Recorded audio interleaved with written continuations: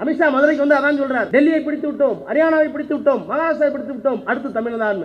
மடையர்களே, டெல்லியிலே நீ பார்த்தது தனி மனிதன், ஹரியானாவில் நீ பார்த்தது தனி மனிதன், மகாராஷ்டிராவில் நீ பார்த்தது தனி மனிதன், தமிழ்நாட்டில் நீ பார்ப்பது தத்துவத்தோடு கலந்த ஒரு தனி மனிதன். தந்தை பெரியாரும் பேரறிஞர் அண்ணாவும் கலைஞரும் தத்துவமாக பின்னாலே இயக்குகிறார். அதைத்தான் எங்களுடைய முதலமைச்சர் செய்கிறார். இந்த தத்துவத்தை தோற்கடிப்பதற்கு உன்னால் அல்ல, உன் பாட்டனால் கூட முடியாது என்று சொல்லுகின்ற இயக்கம் இங்கே இருக்கு. நாடாளுமன்றத்தில் சொல்றேன், இங்கேயும் சொல்றேன், இந்த அருவருப்பான அயோக்கியத்தனத்தை, திருட்டுத்தனத்தை, மொல்ல மாதிரி தனத்தை எவனும் பண்ண மாட்டான் மோடி அமித்ஷா தவிர. என்ன காரணம் தெரியுமா? 95ல என்ன அமெண்ட்மென்ட் பார்லிமெண்ட்ல கொண்டு வந்தாங்களோ, 2013ல என்ன அமெண்ட்மென்ட் பார்லிமெண்ட்ல கொண்டு வந்தாங்களோ, இஸ்லாமியர்களுக்கு நல்லது, நாட்டுக்கு நல்லதுன்னு அத்தனை பிரிவுகளையும் எடுப்பதற்காக இந்த மசோதாவை தாக்கல் செய்தார்கள் என்று தெரிந்து கொள்வதே நாளாச்சு. இப்படி ஒரு அயக்கத்தில் சொந்த அரசாங்கம் இந்த அரசாங்கம். கேட்டா இஸ்லாமியர்கள் யாருன்னு கேட்பாங்க. நான் நாடாளுமன்றத்தில் சொன்னேன், நாங்கள் கேட்ட கேள்வி, அவர்கள் சொன்ன பதில் ரெண்டு எடுத்துடுவோம். இப்ப அமைச்சர் இங்க பேசியிருக்காரு, அந்த பேச்சை டேலி பண்ணு. அது ரெண்டும் டேலியானா இந்த சட்டத்தை நான் ஒத்துக்கிறேன். டேலி ஆகலன்னா நீ ராஜினாமா பண்ணும், டேலியானா ராஜினாமா பண்றேன். ராஜினாமா பண்றேன்னு சொன்னேன், கையெழுத்து கும்பிட்டார் மந்திரி. அதுக்கெல்லாம் போவாதீங்க. ஆக இப்படி ஒரு ஃப்ராட், இப்படி ஒரு அயோக்கியத்தனம் எங்காவது நடக்குமா? இந்த சட்டத்தை கொண்டு வந்த அமித்ஷாவும் மோடியும் நிச்சயமாக பதஞ்சலி கூட்டுப்படி சொன்னால் குகை மனிதர்கள், காட்டு மிராண்டி தான் சொல்லுவாங்க. நான் நாடாளுமன்றத்தில் ஏறத்தாழ 25 ஆண்டு காலத்துக்கு மேல இருக்கேன். இப்படி ஒரு அயோக்கியத்தனத்தை எந்த அரசும் செய்திருக்காது. அப்படி ஒரு அயோக்கியத்தனத்தை நாடாளுமன்றத்தில் செய்தார்கள். என்ன செய்தார்கள்? வருகை இருக்கின்ற பெரியோர்களே, தாய்மார்களே, பத்திரிகையாளர்களே, உங்கள் அனைவருக்கும் வணக்கம். அனைத்து இந்திய முஸ்லீம் தனியார் சட்ட வாரியத்தின் சார்பில் இப்படி ஒரு கண்டன பொதுக்கூட்டத்தை நடத்துவதற்கு ஏற்பாடு செய்து அதிலே திராவிட முன்னேற்றக் கழகம் உள்ளிட்ட அனைத்து அரசியல் கட்சிகளையும், மதசார்பின்மையில் நம்பிக்கை உள்ள அனைத்து கட்சிகளையும் அழைத்த பெருமக்களுக்கு, நிர்வாகிகளுக்கு முதலில் நான் என்னுடைய நன்றியை தெரிவித்துக் கொள்கின்றேன். திராவிட முன்னேற்றக் கழகத்தின் சார்பில் நாடாளுமன்ற கூட்டுக்குழுவில், வக்ஃப் வாரியம் குறித்த நாடாளுமன்ற கூட்டுக்குழுவில் இடம்பெற்ற நானும், அன்பு சகோதரர் அப்துல்லா அவர்களும் இந்தியாவினுடைய பல்வேறு இடங்களுக்கு அந்த நிலைக்குழுவோடு பயணம் செய்து எங்களுடைய கருத்துக்களையாம் எடுத்து சொல்லி டெல்லியிலே கூட்டப்பட்ட 30க்கும் மேற்பட்ட கூட்டங்களில் பங்கெடுத்து அவர்கள் அழைத்து வந்த சாட்சிகள்,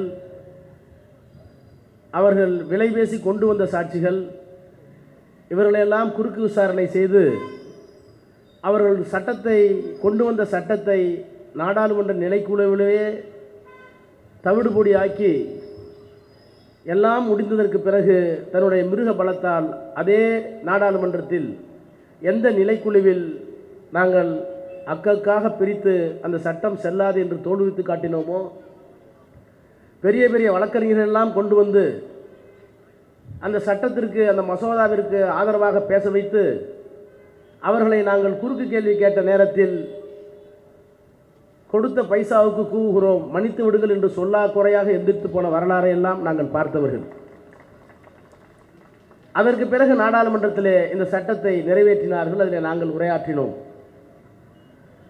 உங்களை விட நாடாளுமன்றத்திலே நேரடியாக பார்த்த எனக்கு மிகவும் கவலையாக இருக்கிறது.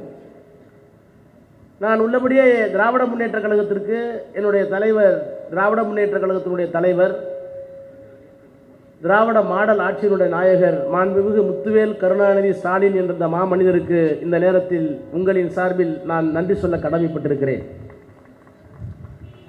நாடாளுமன்ற நிலைக்குழு ஒவ்வொரு மாநிலமாக சுற்றுப்பயணத்தை மேற்கொள்கிறது. குஜராத்துக்கு அந்த குழு செல்ல வேண்டும், எனக்கு அழைப்பு வருகிறது. அதே தேதியில் நம்முடைய முதலமைச்சர் அவர்கள் பிரதமரை சந்திப்பதற்கும் டெல்லியிலே பல்வேறு பணிகளுக்காக டெல்லிக்கு வருகிறார். நான் திராவிட முன்னேற்ற கழகத்தினுடைய நாடாளுமன்ற குழு தலைவர் அண்ணன் TR பாலு அவர்களை அழைத்து, இதே தேதியில் முதலமைச்சர் வருகிறார், எல்லா நாடாளுமன்ற உறுப்பினர்களும் டெல்லியிலே இருக்க வேண்டும் என்று நீங்கள் செய்தி போட்டிருக்கிறீர்கள். எனக்கு குஜராத்திலே இந்த நிலைக்குழு இருக்கிறது, நான் என்ன செய்யட்டும் என்று கேட்டபோது,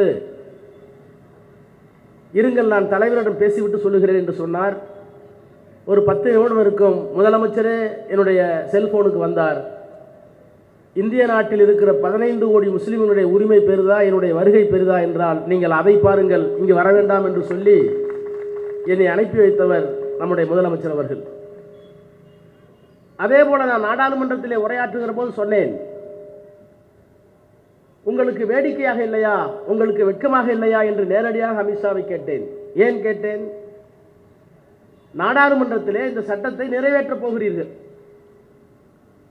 ஆனால் தமிழ்நாடு சட்டமன்றத்தில் இந்த சட்டத்தை நிறைவேற்றக்கூடாது என்று தீர்மானம் போடுகிறார்கள் ஒருமனதாக. The political will of the entire nation seems to be reflected in this house. ஒரு சட்டத்தை நிறைவேற்றினால் அது 150 140 கோடி இந்தியர்களும் ஒரு சேர நிறைவேற்றியதாகத்தான் பொருள் கொள்ள வேண்டும். ஆனால் அங்கே தமிழ்நாட்டில் 5 கோடி தமிழர்களுடைய பொலிட்டிக்கல் வில் என்று சொல்லுகின்ற அரசியல் சிந்தனை எங்களுடைய சட்டப்பேரவையில் உங்களுக்கு எதிராக இருக்கிறது. தமிழ்நாட்டினுடைய உணர்வு உங்களுக்கு எதிராக இருக்கிறது. வக்ஃபிலே மட்டுமல்ல, நீட்டிலே மட்டுமல்ல, பல்வேறு கவர்னருக்கு இருக்கிற அதிகாரம். அப்படியானால் நாங்கள் இந்தியாவில் தான் இருக்கிறோமா அல்லது நீங்கள் இந்தியாவில் தான் எங்களை வைத்துக் கொள்ள போகிறீர்களா என்று நேரடியாக அவர்களை கேட்டேன். ஆக இப்படிப்பட்ட சூழலே தான் இந்த வக்ஃப் சட்டம் நிறைவேறியிருக்கிறது. அதை மட்டும் சொல்லவில்லை, நாடாளுமன்றத்தில் இன்னொன்றும் சொன்னேன். நீங்கள் வல்லபாய் பட்டேலுக்கு மிகப்பெரிய சிலை வைத்திருக்கிறீர்களே, இந்தியாவினுடைய அரசியல் சட்டத்தை 2 ஆண்டு காலம் அரசியல் நிர்ணய சபையில் கொண்டு வந்த நேரத்தில் advisory committee on minorities rights, அதற்கு தலைமை தாங்கியவர் யார்? சர்தார் வல்லபாய் பட்டேல்.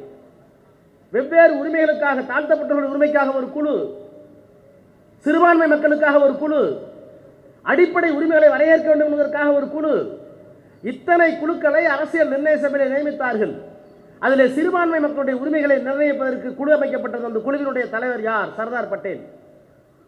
அந்த குழுவிலே உறுப்பினர்களாக யார் இருந்தார்கள்? பண்டித ஜவஹர்லால் நேரு இருந்தார். பிறகு ஜனாதிபதியாக வந்த ராஜேந்திர பிரசாத் இருந்தார். டாக்டர் அம்பேத்கர் இருந்தார். KM முன்சி இருந்தார். இத்தனை பேரும் உட்கார்ந்து advisory committee on minorities took a detailed deliberations. அதற்கு பிறகு அதற்கான தீர்மானத்தை முன்மொழிகிறார்கள். அந்த தீர்மானத்தை முன்மொழிந்து பட்டேல் பேசுகிற போது சொல்கிறார், நாடு பிரிந்து விட்டது, பாகிஸ்தான் தன்னை மதசார்புள்ள நாடு என்று அறிவித்து விட்டது, தியோக்ரட்டிக் ஸ்டேட், நாம் செக்யூலர் நாடாக இருக்க போகிறோம். எனவே நான் இஸ்லாமியர்களுக்கு முதலாக அறிவுரை சொல்கிறேன், இந்த தேசத்தின் மீதும் மதச்சார்பின் மீதும் நீங்கள் நம்பிக்கை வையுங்கள். உங்களுடைய நம்பிக்கையும் அன்பும் மதச்சார்பின்மை மீது நீங்கள் வெளிப்படுத்துகின்ற பாசமும் தான் இதர மக்களிடத்திலே நம்பிக்கையை ஊட்டும். இது இஸ்லாமியர்களுக்கு நான் வைக்கிற வேண்டுகோள், இந்துக்களுக்கு நான் வைக்கிற வேண்டுகோள். பெரும்பான்மை மக்களாக இருக்கிற நீங்கள் சிறுபான்மை மக்களுடைய உரிமைகளை பாதுகாப்பு மட்டுமல்ல, அவருடைய உரிமைக்கு மேலாக அவர்கள் மீது அன்பு செலுத்தி அவர்களை போற்றி பாதுகாக்க வேண்டிய மிகப்பெரிய கடமை உங்களுக்கு இருந்தால்தான் அவர்களுக்கு இந்த தேசத்தின் மீதும் மதச்சார்பின் மீதும் நம்பிக்கை வரும் என்று சொல்லிவிட்டு இறுதியாக சொல்லுகிறார், எனக்கு நம்பிக்கை இருக்கிறது, நாம் எல்லோரும் ஒற்றுமையாக இருந்து ஒரு காலகட்டத்தில் பெரும்பான்மையும் இல்லை சிறுபான்மையும் இல்லை, நாம் எல்லோரும் இந்தியர்கள் என்ற உணர்வை பெற வேண்டும் என்று அரசியல் சட்டத்தில் 25/5/1949 பேசியவர் சர்தார் பட்டேல். அவரும் ஒரு செக்குலர் தான். என்ன பிரச்சனை, ஏன் நீங்க செலவு செய்யணும் எனக்கு மட்டும் தான் தெரியும், ஏன்னா நிறைய பேர் படிக்கிறது இல்லை. அவரும் மதச்சார்பற்ற தான் நம்பிக்கை கொண்டிருந்தார். அவர் செய்த ஒரே ஒரு தவறு என்று கூட நான் குற்றம் சாட்டுவேன். சுதந்திரத்திற்கு பிறகு பண்டித நேரு பிரதமர் வெளிநாட்டிலே இருந்தார். அப்போது காங்கிரஸ் கமிட்டியுடைய கூட்டத்தை கூட்டிய சர்தார் பட்டேல் ஒரு கோரிக்கை வைத்தார். காந்தியினுடைய கொலைக்கு பின்பாடு ஒரு வேண்டுகோள் வைத்தார், நீங்கள் காந்தியை கொலை செய்திருக்கலாம், இன்னமும் நம்புகிறேன், நீங்கள் தேசபக்தர்கள், காங்கிரசுக்கு வந்து விடுங்கள் என்று சொன்னார். The open request was made by Sardar Vallabhai Patel even after assassination of Gandhi. I do believe you are having faith upon this country and the constitution. Come to Congress என்று சொன்னவர் சர்தார் வல்லபாய் பட்டேல். அதை முற்றிலுமாக மறுத்தவர் நேரு. இவர்களை சேர்க்கக்கூடாது, சேர்த்தால் இந்த தேசம் ஒற்றுமையாக இருக்காது என்று குரல் கொடுத்தவர் நேரு. அதனால உனக்கு நேரு பிடிக்காது, பட்டேலுக்கு செலவு. நாங்கள் கேட்பதெல்லாம் அந்த சண்டைக்குள்ள வரல.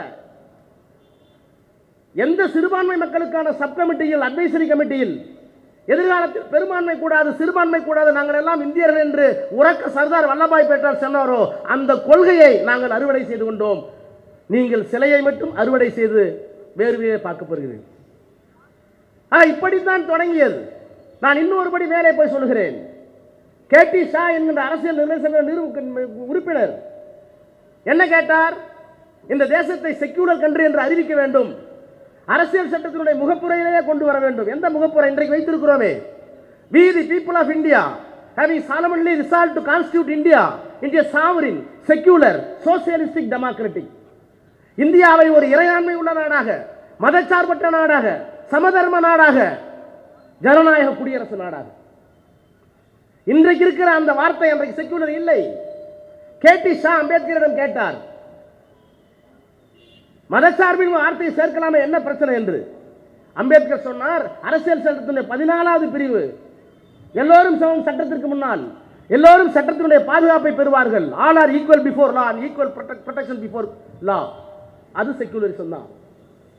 25, 26 எந்த மதத்தையும் நீங்கள் கையாளலாம், பரப்பலாம், கடைபிடிக்கலாம், அதுவும் செக்யூலரிசம் தான். இப்படி பல்வேறு பிரிவுகளில் செக்யூலர் என்ற வார்த்தையை நான் நேரடியாகவோ மறைமுகமாகவோ குறிப்பிட்டிருக்கிறேன். எனவே அரசியல் சட்டத்தினுடைய முகப்புரையில் சொல்ல வேண்டிய அவசியம் இல்லை. இப்படியெல்லாம் இருந்தால்தான் அது செக்யூலர் கண்ட்ரி என்று சொல்லுகின்றவர்கள் மோசமான பேர்வழிகள் ஆட்சிக்கு வரமாட்டார்கள் என்று நான் நம்புகிறேன். such a bad element should not come to power, I do believe. இதை பார்லிமெண்ட்ல சொன்னா அவ்வளவுதான். பேட் எலிமெண்ட் எப்படி சொல்லலாம்? ஐயா நான் சொல்ல அம்பேத்கர் போய் இருக்கு. ஆக செக்யூலர் என்ற வார்த்தைக்கு நேருவோ அம்பேத்கரோ கொண்டிருந்த பொருள் அன்றைக்கு தேவையில்லை. இதை சொன்னா ரொம்ப வெக்கமா இருக்கு வெளிநாடுகள்ல. அப்படி வந்ததுதான் இந்த அரசியல் சட்டம். அதற்கு பிறகு இந்திரா காந்தி அம்மையார் எமர்ஜென்சியில் எங்களுக்கு எத்தனை கொடுமைகள் செய்தாலும், நான் ராகுல் காந்தி வைத்துக்கிட்டே சொன்னேன், எமர்ஜென்சியில் எத்தனையோ கொடுமைகளை செய்தீர்கள், எங்கள் முதலமைச்சர்கள் அடித்தீர்கள், ஆனால் அதற்கு பிறகும் உங்களுக்கு நாங்கள் பாராட்டு விழா நடத்த வேண்டும் என்றால் ஒன்றே ஒன்றுக்காக இந்திரா காந்தி அம்மையார் அவசர நிலை பிரகடனத்தில் செக்யூலர் அண்ட் சோசியலிஸ்ட் என்ற வார்த்தையை சேர்த்து கொண்டு வந்தாரே, அவரை நாங்கள் பாராட்டுகிறோம் என்று சொன்னேன். ஆக இந்த தேசத்தில் என்ன நடந்து கொண்டிருக்கிறது? அமித்ஷாவும் மோடியும் நாடாளுமன்றத்தில் என்ன பேசுகிறார்கள்? பக்கு சொத்துக்களை எல்லாம் இஸ்லாமியர்களே கொள்ளையடிக்கிறார்கள், அல்லது அரசாங்க சொத்துக்களை எல்லாம் பக் சொத்துக்கள் என்று அவர்கள் பிரகடனப்படுத்துகிறார்கள். அதற்காகத்தான் இந்த சட்டத்தை கொண்டு வந்தோம். நான் இந்த கொலை நிலைக்குழுவில் இடம்பெற்றதற்கு பிறகு தீர்க்கமாக ஒவ்வொன்றாக படித்து பார்த்தேன். 1954 சட்டம், 59 திருத்தம், 64 திருத்தம், 69 திருத்தம், 84 திருத்தம், 95 திருத்தம், 2013 திருத்தம். நான் நிறைந்த இந்த சபையிலே சொல்கிறேன், எல்லா திருத்தங்களுக்கும் பின்னால் there have been some basis documents either in the parliament or outside. 1970 enquiry committee போடப்பட்டது. அந்த enquiry report was placed before the parliament. நாடாளுமன்றத்திலே சமர்ப்பிக்கப்பட்டு நாடாளுமன்ற நிலைக்குழு ஏற்கப்பட்டு அந்த என்கொயரி கமிட்டியில் இருக்கிற பரிந்துரைகளை 1984 கொண்டு வரலாம் என்று கொண்டு வந்தார்கள். அதிலேயும் எதிர்ப்பு. 2 பிரிவு தான், 2 ரெக்கமெண்டேஷன் தான் ஏற்றுக்கிட்டாங்க, மீது ஏற்றுக்கல. ஏற்றுக்கொள்ளப்படாத எதிரை ரெக்கமெண்டேஷன்ஸ் பரிந்துரைகளை 1995 நரசிம்மராவ் கொண்டு வந்தார். ஆக 1995 நரசிம்மராவ் கொண்டு வந்த சட்ட திருத்தத்திற்கு பின்புலம் எது என்று கேட்டால், நாடாளுமன்றத்தில் விவாதிக்கப்பட்ட 1970 ஆண்டுடைய விசாரணை அமைப்பு அவர்கள் கொடுத்த அறிக்கை. So 84க்கு there was a basis, 95க்கு there was a basis, 2006 Sachar committee report, அதுதான் 2013 திருத்த சட்டம், அதுக்கு ஒரு பேசிஸ். நாடாளுமன்றத்தில் இஸ்லாமியர்களை குறித்து எந்த சட்டம் வந்தாலும் அதற்கு முன்னால் எல்லாவற்றையும் விவாதித்து அனைத்து தரப்பையும் கேட்டு பேசி நாடாளுமன்றத்தினுடைய ஒப்புதலை பெற்றதுக்கு பிறகுதான் மசோதா அறிமுகமானது. நான் அமித்ஷாவை கேட்கிறேன், மோடியை கேட்கிறேன், அங்கேயும் கேட்டேன், இங்கேயும் கேட்டேன், இந்த 2024 கொண்டு வந்த இந்த மசோதாவுக்கு எது ஆதாரம்? பதில் சொல்ல முடியுமா? உன்னால சொல்ல முடியல. இன்னொன்று சொல்லட்டுமா? நாடாளுமன்றத்தினுடைய டிபேட் எடுத்து பாருங்க. மசோதாவை நிலைக்குழுவுக்கு கொண்டு வந்து ஒவ்வொரு சாட்சியாக நாங்கள் திராவிட முன்னேற்ற கழகத்தின் சார்பில் ஒவ்வொரு பிரிவாக எடுத்து வைத்து இது தவறு என்று சாட்சிகளே ஒப்புக்கொள்ள வச்சோம். நான் நாடாளுமன்றத்தை சொன்னேன், நாங்கள் கேட்ட கேள்வி, அவர்கள் சொன்ன பதில், 2 எடுத்துடுவோம். இப்ப அமைச்சர் இங்க பேசியிருக்காரு, அந்த பேச்சை டேலி பண்ணு. அது 2 டேலி ஆனா இந்த சட்டத்தை நான் ஒத்துக்கிறேன். டேலி ஆகலன்னா நீ ராஜினாமா பண்ணும், டேலி ஆனா ராஜினாமா பண்றேன். ராஜினாமா பண்றேன்னு சொன்னேன், கையெழுத்து கும்பிட்டார் மந்திரி, அதுக்கெல்லாம் போவாதீங்க. ஆமா பாருங்க நீங்க. ஆக இப்படி ஒரு ஃப்ராட், இப்படி ஒரு அயோக்கியத்தனம் எங்கேயாவது நடக்குமா? சொல்லிட்டு நான் நாடாளுமன்றத்தில் ஏறத்தாழ 25 ஆண்டு காலத்துக்கு மேலே இருக்கேன். இப்படி ஒரு அயோக்கியத்தனத்தை எந்த அரசும் செய்திருக்காது. அப்படி ஒரு அயோக்கியத்தனத்தை நாடாளுமன்றத்தில் செய்தார்கள். என்ன செய்தார்கள்? ஒரு மசோதா வந்தால் ரீசன்ஸ் அண்ட் ஆப்ஜெக்ட், குறிக்கோளும் நோக்கமும் இருக்கணும். ஒரு மசோதா கொண்டு வரும்போது எல்லாம் சொல்லிட்டு கடைசியாக ரீசன்ஸ், ஏன் இதை கொண்டு வரோம், என்ன நோக்கத்துக்காக கொண்டு வரணும். இப்போ நான் சொன்னேன்ல, 70வது விசாரணை தான் நோக்கமாக இருந்தது. 2006 செச்சார் கமிட்டி 95க்கு 2013க்கு நோக்கமாக இருந்தது. ஆனால் இதுக்கு என்ன தெரியுமா நோக்கம்? ஒன்றுமே கிடையாது. சச்சார் கமிட்டி ரிப்போர்ட்டில் இருந்ததெல்லாம் நாங்கள் ஏற்கனவே இம்ப்ளிமெண்ட் பண்ணிட்டாங்க. அதற்கு பிறகும் சில சீர்திருத்தங்கள் தேவைப்படுகிறது. Number 1 power of the Waqf board, number 2 registration, number 3 survey, number 4 encroachment, number 5 definition of the Waqf. தெளிவாக இருக்கு.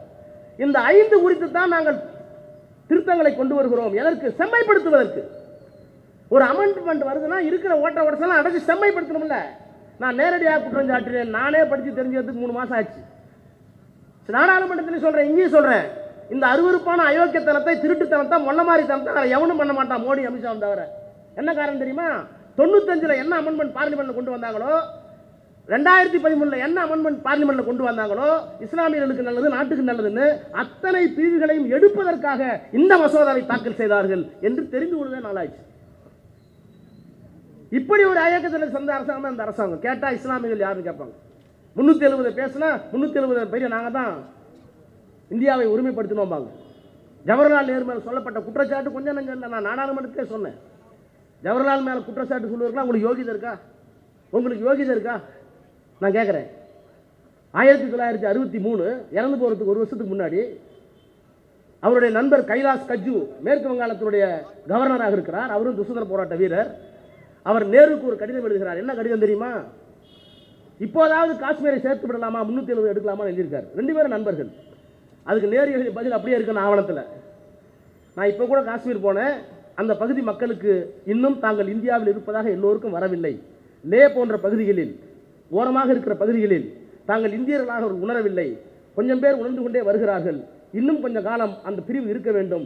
என்றைக்கு அவர்கள் தங்களை இந்தியர்களாக உணர்கிற காலம் வருகிறதோ அப்போது நிச்சயமாக 370 எடுத்து விடலாம் என்று எழுதியவர் நேரு. ஒன்றும் தொங்கிட்டு உட்காந்துருக்கலாங்க வேணும்னு. அதுக்கான காலம் வரணும், மனமாற்றம் வரணும். மனமாற்றத்தை ஏற்படுத்த வேண்டும். அந்த நம்பிக்கை அந்த மக்களுக்கு விதைக்க வேண்டும் என்று விரும்பிய இயக்கம் அன்றைக்கு இருந்த காங்கிரஸ் கட்சி, அன்றைக்கு இருந்த நேரு. எங்களுக்கும் காங்கிரஸுக்கு பல நேரத்தில் சண்டை வந்திருக்கு. நான் கூட சொன்னேன், காங்கிரஸே எவ்வளோ தூக்கி பிடிக்கிறீங்க. நான் காங்கிரஸ் எடுத்தால் நாங்கள் எடுப்போம், எங்களை எடுத்து அங்கே எடுப்போம். ராணிப்பேட்டையில் சொன்னார் நவாஸ், ஆளூர் நவாஸ் சொன்னார், ராஜா சாய்பாபே மாறிட்டார். நான் சொன்னேன், மன்னிக்கணும், நான் சாய்பாலாம் மாறல. ஒருவேளை ராணிப்பேட்டையில் 50,000 பேர் முஸ்லீம் இருந்து வெறும் 5,000 பேர் இந்து இருந்து இஸ்லாமியர்கள் இந்துக்களை அடக்கினால் இந்துக்கள் சார்பில் நான் பேசுவேன். எந்த ஆதிக்கத்தையும் ஏற்றுக்கொள்ளாதான் பெரியார், எந்த ஆதிக்கத்தையும் ஏற்றுக்கொள்ளாதவர் அண்ணா, எந்த ஆதிக்கத்தையும் ஏற்றுக்கொள்ளாதவர் கலைஞர், எந்த ஆதிக்கத்தையும் ஏற்றுக்கொள்ளாதவர் எங்களுடைய முதலமைச்சர். அந்த அடிப்படையிலே நாங்கள் பாதிக்கப்பட்டவர் சார்பில் நிற்கிறோம், அடக்கப்பட்ட சார்பில் நிற்கிறோம், அநீதி இழைக்கப்பட்டவர் சார்பாக நிற்கிறோம். இதை சொல்லிவிட்டு நான் நாடாளுமன்றத்திலே சொன்னேன், ஏன் இஸ்லாமியர்கள் இப்படி சித்தரிக்கிறீர்கள்? 370 மட்டும்தானா? ஒன்று தெரியுமா உங்களுக்கு? படித்த வந்திருக்கிற பெரியவர்கள்லாம் தெரியும். காஷ்மீரை நம்மோடு இணைத்துக் கொண்ட போது கொடுத்த வாக்குறுதி என்ன? அடுத்த 5 ஆண்டுகளில் 10 ஆண்டுகள் we will conduct a plebiscite. நாங்கள் காஷ்மீரிலே வாக்கெடுப்பு நடத்துவோம். எங்களோடு இருக்க அவர் ஒப்புக்கொண்டால் சேர்த்துக் கொள்வோம். ஒருவேளை அவர் பாகிஸ்தான் போக விரும்பினால் நாங்கள் அதற்காக பதற மாட்டோம். அது அவருடைய விருப்பம். நாங்கள் தலையிட மாட்டோம். ஐநா சபை செக்யூரிட்டி கவுன்சிலுக்கு இந்தியா எழுதி கொடுத்தது. We committed to United Nations Security Council. அதைத்தான் 57 கேட்டாங்க, தள்ளி போட்டோம். 62 கேட்டாங்க செக்யூரிட்டி கவுன்சில். ஒரு குழப்பம். ஒருவேளை பிளபிசைட் நடத்தினால், அந்த மக்கள் ஒப்புக்கொள்ளாவிட்டால், நம்மோடு காஷ்மீர் இல்லாவிட்டால் அது ஒரு பெரிய பாதுகாப்பு உச்சம். அது பாகிஸ்தான் நம்மோடு இருப்பதுதான் எல்லை பாதுகாப்பு. அப்போ ஒரு பக்கம் டிப்ளமசி, ஒரு பக்கம் அரசியல், ஒரு பக்கம் பாலிடிக்ஸ், ஒரு பக்கம் டிப்ளமசி, இன்னொரு பக்கம் சாவரிட்டி. இந்தியாவினுடைய இறையாண்மை பார்க்க வேண்டும், அரசியலை பார்க்க வேண்டும். 2 நாட்டுக்கு இருக்கிற உறவை பார்க்கணும். பாகிஸ்தான் விட்டுட்டா சீக்கிரம் உள்ள வந்துடுவான். அப்ப என்ன செய்வது? புத்திசாலித்தனமா ஒரு வேலை பண்ணார் நேரு. MC சாகலா அனுப்பினார். யார் அந்த MC சாகலா? முகமது கரீம் சாகலா. மிகப்பெரிய கல்வியாளர், இஸ்லாமிய சமுதாயத்தில் பிறந்து ஜின்னாவுடைய நண்பராக இருந்தவர். மிகப்பெரிய கல்வியாளர், பல்கலைக்கழகத்தின் துணைவேந்தர், அமெரிக்காவினுடைய அம்பாசடர், அதற்கு பிறகு ஹைகோர்ட் ஜட்ஜ், அதற்கு பிறகு நேருவால் அமைச்சராகப்பட்டவர், மனிதவள மேம்பாட்டுத்துறை அமைச்சர், எஜுகேஷன் மினிஸ்டர். அவர் அனுப்புறார் செக்யூரிட்டி கவுன்சிலுக்கு. அனுப்பி என்ன சொல்றாரு, நாங்கள் 52 ஒரு தேர்தல் நடத்திவிட்டோம், 57 ஒரு தேர்தல் நடத்திவிட்டோம், காஷ்மீர் மக்கள் எங்களுக்கு வாக்களித்திருக்கிறார்கள், இந்தியாவினுடைய இறையாண்மையை நம்பியதால் தான் வாக்களித்திருக்கிறார்கள், வாக்களிப்பினுடைய சதவீதம் 68%. காஷ்மீர் வாக்களிப்பு என்பது எப்போதும் இல்லை. எனவே 2 election, these 2 elections may be considered as a plebiscite. தன்னுடைய வாதத்தால் செக்யூரிட்டி கவுன்சிலை ஒப்புக்கொள்ள வைத்தவர் எம்சி தாக்கலங்கிற இஸ்லாமிய தவிர இந்து அல்ல.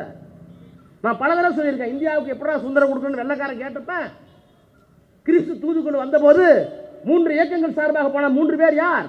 காங்கிரஸ் கட்சியின் சார்பிலே அபுல் கலாம் ஆசாத், முஸ்லீம் லீக் சார்பிலே முகமது அலி ஜின்னா, 542 சமாசானங்களுக்கு தனித்தனியாக இருந்தது. அவர்கள் சார்பில் போனவர் பிகாப் நவாப். இந்தியாவுக்கு எப்படி சுதந்திரம்னு வெள்ளக்காரன் கேட்டப்ப எப்படி தான் கொடுக்கணும்னு சொன்னதே 3 முஸ்லீம் அந்த நாட்டில் இருக்க கூட என்ன அர்த்தம்?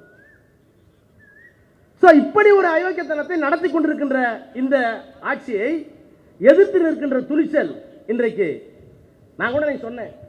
ஒரு நாடாளுமன்ற உறுப்பினர் ஆந்திராவை சேர்ந்தவர், பேர் சொல்ல விரும்புகிற சந்திரபாபு நாயுடு கட்சி, அவர் இடத்துல வெக்கத்தை விட்டு சொன்னார், எங்களை ஜெகன் அவமானப்படுத்திட்டார், அதனால இப்படி ஒரு compel to have alliance with BJP.